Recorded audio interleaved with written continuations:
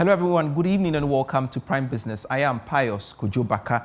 This evening, government's big push agenda, 24-hour economy policy and export diversification are some of the key areas the business community expect President Mahama should touch on during the State of the Nation address tomorrow. They say better clarity on how these policy reforms will be implemented will enable businesses aligned to leverage the opportunities of these initiatives. Speaking to Joy Business ahead of tomorrow's SONA, Greater Accra Regional Chairman of the AGI, Chona Mapelu, said the business community will be looking for specifics on how these policies will be implemented. I would like to begin by commending the government for their record achievement in terms of the macroeconomy, at least for the past 1 year. It's been quite impressive. We've had a fairly stable macroeconomic environment, and it's great for business. We are looking forward to, number one, understanding from the president how he intends to make these gains sustainable. As I've mentioned over the period, for us in industry, our major interest is to see how sustained all of these gains have been over the years. We're interested in continuing to see a more stabilized inflation rate, a more reduced interest rate, a fairly stabilized currency exchange rate, and so on. So we are really keen to see his position on how he intends to continue to create sustainability for all of these macroeconomic gains. There's an issue about the big push. We are interested in hearing from the president his real vision for the road sector, especially, and the big push program. You know, roads have direct impact on industry. Most of our goods and services we produce have to be taken to the market centers and so on. So we want to hear his state of the nation address. The nation address on the roads and so on. Then it's also important to talk about the main issue of the 24-hour economy. So the law has been passed. We are happy about that, but we are interested in seeing how he intends to involve the private sector in creating the needed regulations to govern the 24-hour economy as that have been established. The city could be one of the biggest beneficiaries when it comes to the proposed reserve accumulation program. More in this report. Based on the proposals captured in the reserve accumulation program, the city will not have to wait until the end of 2028 before it starts feeling the impact in terms of the expected dividend. This is because government is looking at increasing the country's import cover to more than 6 months by the close of this year, targeting 11.8 months in 2027 and more than 15 months in 2028. Based on this development, it looks like if government is able to hit this target this year, this would come with some benefits for the city. This is because it could give some assurance to investors that the Bank of Ghana is in a strong position to support the cedi during demand pressures. Some market analysts have argued that a lot of the cedi's depreciation was fueled by sentiments. So, if there is some assurance that things are going to improve, then we are assured of some long-term stability. And the Bank of Ghana is set to buy almost $25 billion worth of gold from Gold Board every year. This is part of government's reserve accumulation program, targeting more than 15 months of import cover by the end of 2028. Details in this report. Under government's new program to increase Ghana's international reserves, the Bank of Ghana might be the only institution charged with the responsibility. The Bank of Ghana is optimistic that this could go a long way in helping stabilize the Ghana cedi in the long term. This is because it will first put it in a strong position to support the Ghana cedi, so that the signal that it will send to investors. According to the Finance Minister, Dr. Atufoso, this new reserve accumulation policy should help Ghana withstand global commodity price volatilities and shocks. The Customs Division of the Ghana Revenue Authority has recorded a revenue growth of more than 14% for the year 2025 as against the previous year. This is despite challenges faced by the division due to lower imports. Outgoing Commissioner of Customs, Brigadier General Glover Ashong Anand, made the disclosure during the pull-out ceremony for him to hand over the mantle of leadership to the incoming commissioner. More in this report. Based on the proposals captured in the reserve accumulation program, the city will not have to wait until... Despite its inability to meet the revenue target for the year, the Customs Division has contributed a significant revenue to the overall Ghana Revenue Authority collections in the year 2025. According to the outgone Commissioner of Customs, Brigadier General Glover Annan, the growth over the previous year is attributed to many factors, including enhanced effort by the team and dedication of officers at the various border posts. Ladies and gentlemen, despite a challenging fiscal environment last year, the Customs Division mobilized approximately 51.4 billion cedis, a commendable 14% nominal growth over the previous year. While we fell short of our target by 9%, this achievement reflects the unwavering dedication of every customs officer stationed at the border post, checkpoints, and offices nationwide. To each of you, I salute your commitment. Commissioner General of the Ghana Revenue Authority, Anthony Kwesi Sapon, expressed gratitude to the former commissioner for the service and wished him well in his next chapter. Indeed, you have enumerated some of the achievements that were made by the Customs Division. But let me add my voice to that in 2025, amidst the challenges, you led the Customs Division to grow revenue over 14%.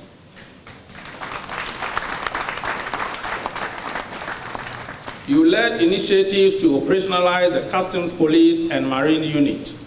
Your commitment to professional development has equally been noteworthy, General. Your instrumental role in the reaccreditation of the Papafio campus of the University of Cape Coast to offer MPhil and MS Customs Administration program on a regular model reinforces the intellectual and technical backbone of the Customs Division. I think our officers will always be grateful for this opportunity. The newly appointed Commissioner of Customs, Aaron Khan, also thanked Brigadier General Glover Annan for the leadership and promised a renewed spirit of dedication to the Customs Division. For his dedicated service and steadfast leadership. Under his guidance, the Customs Division has achieved remarkable milestones and made significant contribution to our nation's security and economic prosperity. As I assume this new role, I recognize the immense responsibility that comes with leading an institution that plays a preeminent role in our country's economic development, security, and international trade. My staff and I will therefore provide a renewed spirit and direction to this great entity by ensuring that the tasks for which we have been employed are well executed. The pull-out ceremony signifies an end to an era for the former Commissioner of the Customs Division of the Ghana Revenue Authority. Government has announced plans to collaborate closely with the management and board of GIHOC Distilleries Company Limited to restructure the company's financial position and strengthen its operations. According to the Minister for Trade, Agribusiness and Industry, the partnership between government and the company's leadership will focus on improving financial stability, enhancing efficiency, and positioning GIHOC as a competitive player in both the local and international beverage markets. She made the announcement during a ceremony to commission new vehicles to support the company's operational activities. According to the Trade Minister, the restructuring exercise forms part of a broader government agenda to revive and reposition key state institutions to operate profitably and compete effectively within the private sector space. We are building a more competitive and profitable industry, ensuring our local beverage reach every corner of this nation and even beyond. GIHOC Distillery Company Limited holds a unique place in Ghana's industrial history. Established in 1958, it was the first indigenous alcoholic beverage manufacturer in West Africa and remains one of Ghana's longest standing state-owned manufacturing enterprises. And the GIHOC must return to profitability. And you must demonstrate that a state enterprise can compete efficiently and effectively in a liberalized market. These vehicles represent an investment of public resources. Chief Executive Officer of GIHOC Distilleries, Jones Aple, welcomed the intervention, describing it as timely and critical for the company's good. We are rebuilding a stronger company by maximizing output efficiently and effectively. The outdooring of these operational vehicles is a direct result of that strategic reset. And the early signs are promising. In 2025, we significantly increased production output, delivering over 50% additional cartons as compared to the previous year, and we hope to do more in 2026. This is not accidental. It is evidence that the turnaround has begun. But growth must be sustained. And sustained growth requires reach, speed, visibility, and execution. The management of GIHOC Distilleries say the renewed partnership with government coupled with improved logistics capacity will position GIHOC Distilleries to expand production, strengthen its brands, and increase revenue generation. Managing Director of Petrotrust Company Limited, Kofi Fain, says billions of cedis in pension and insurance funds are ready for investment, but only if systems supporting land and real estate development are credible and well coordinated. Ghana's housing and infrastructure ambitions could depend on professional integrity and collaboration. Speaking at the 21st week and 57th annual general meeting of the Ghana Institution of Surveyors in Tema, Mr. Fain stressed that attracting institutional capacity depends largely on precise surveys alongside other key professional standards. Details in this report. Speaking at the induction and fellowship ceremony of the Ghana Institution of Surveyors, guest speaker, Managing Director of Petrotrust Company Limited, Kofi Fain, held the event as a pivotal moment for the profession, welcoming about 300 members and recognizing newly 28 elevated fellows. He emphasized that surveyors are central to national development, as no road, building, or financial transaction succeeds without accurate surveys and valuations. With Ghana's pension and insurance now holding billions of cedis in long-term capital, significant opportunities are emerging for housing and infrastructure investment. Kofi Fain, however, warned that institutional capital requires precision, clear land titles, professional collaboration, and ethical standards. But your work quietly shapes the nation. Before a road is constructed or a building goes up, you must define the space properly. Before a dispute is settled, your measurements must stand up to scrutiny. And before a financial transaction is consummated, your professional inputs must be brought to bear. In very practical terms, development begins with your work. And yet you do not operate in isolation.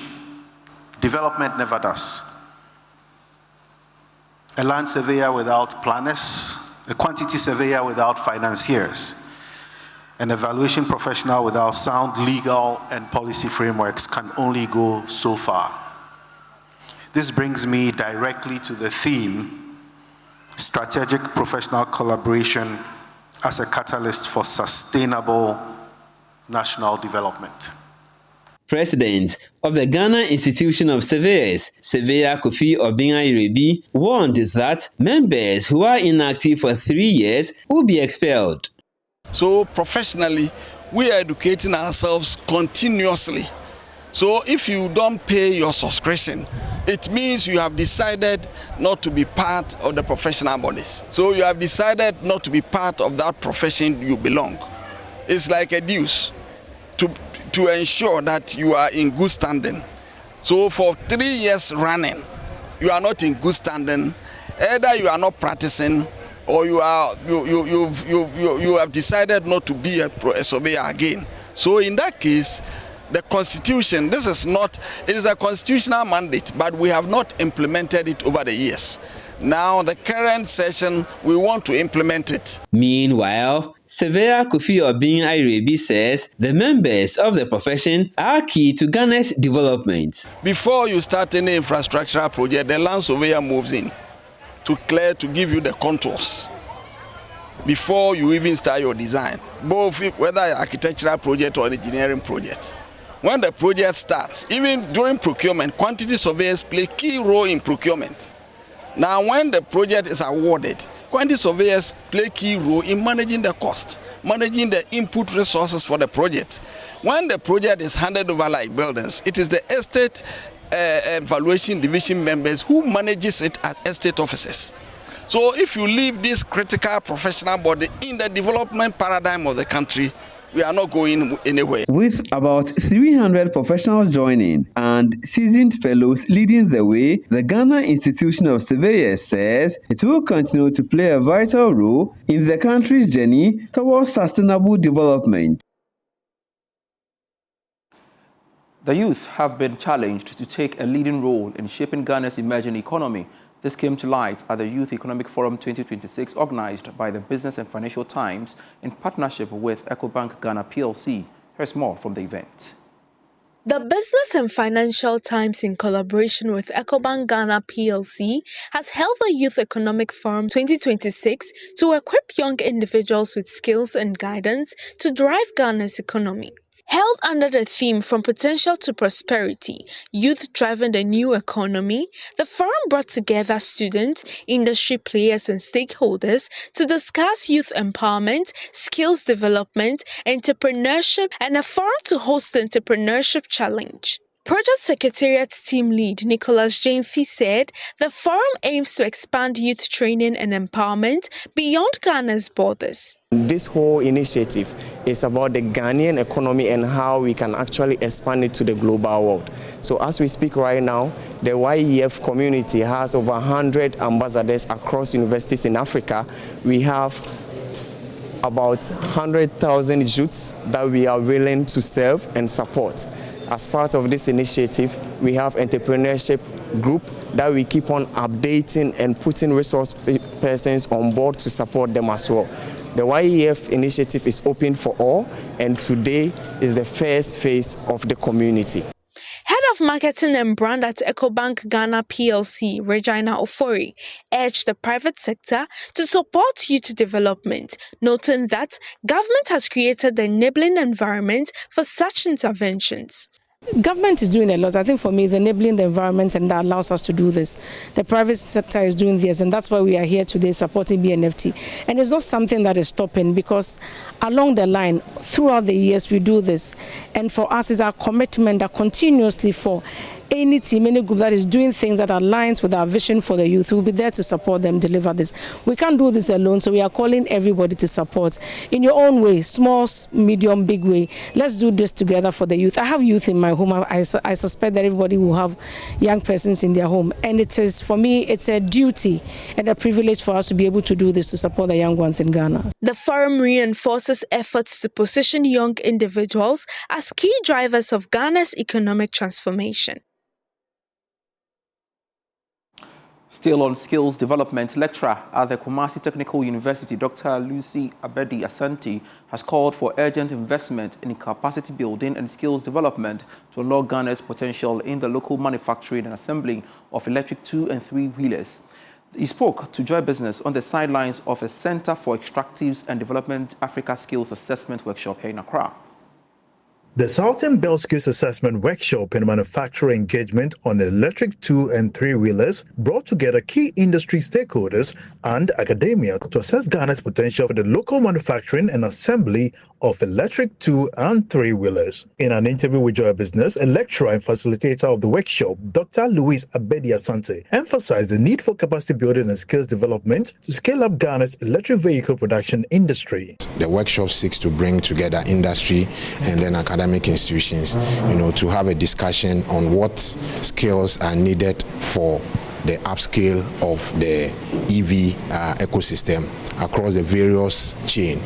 Talk about the chassis and framing, you talk about the battery technology, and then you talk about the electrical and then wiring systems. We need skills across all these different sectors of the EV production. And that is why this the infrastructure, because at the moment it doesn't look like we have made provision, for the scaling of the E2 and 3-wheelers in terms of even the importation. There may be some higher charges that have to be paid at the ports compared to importing and a 2 or 3-wheeler that uses fossil fuel. And so I think that, and our roads are also not well demarcated to be able to take care of 2 and 3-wheelers. So Dr. Samir Al-Hassan, lecturer in mechanical engineering at Accra Technical University, also stressed the need for deliberate policy interventions to grow the sector sustainably. The government has rolled out its own policy. We have a Ministry of Green and Transition, and so that means that we are very we are looking to reducing carbon emission. So it falls in line with the government policy. So we have to help as academia that if EVs are going to be part of our day-to-day activity, and the main reason why we are having them is to reduce carbon emission, then we see to it that we are able to produce students that have requisite capacity to fill this job market in the near future. The skills assessment workshop was organized by the Center for Extractives and Development Africa in partnership with Climate Compatible Group.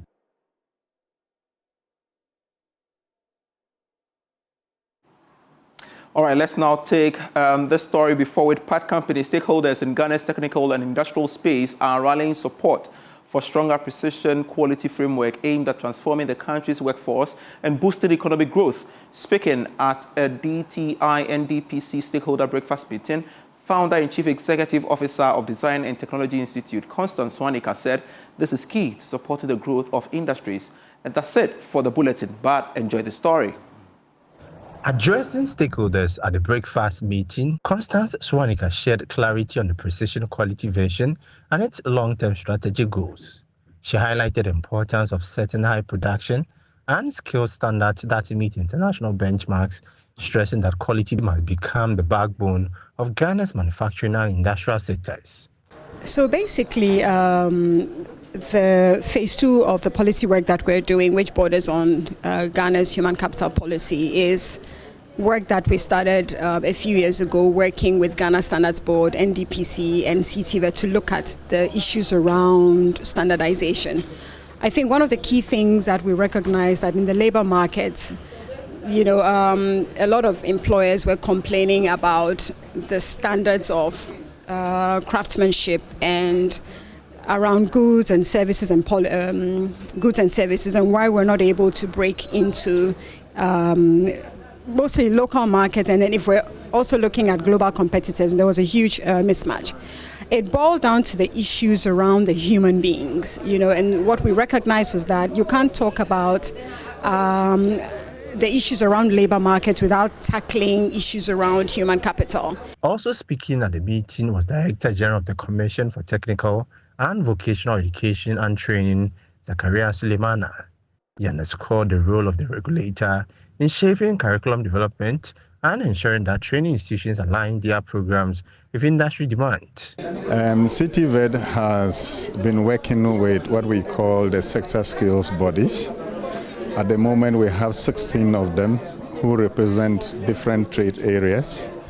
And by implication, they also represent different industries.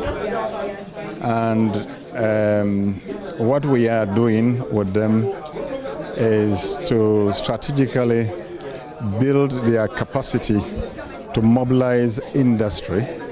A representative from the National Development Planning Commission also highlighted the importance of aligning the precision quality agenda with Ghana's broader national development framework. So this document is a strategy.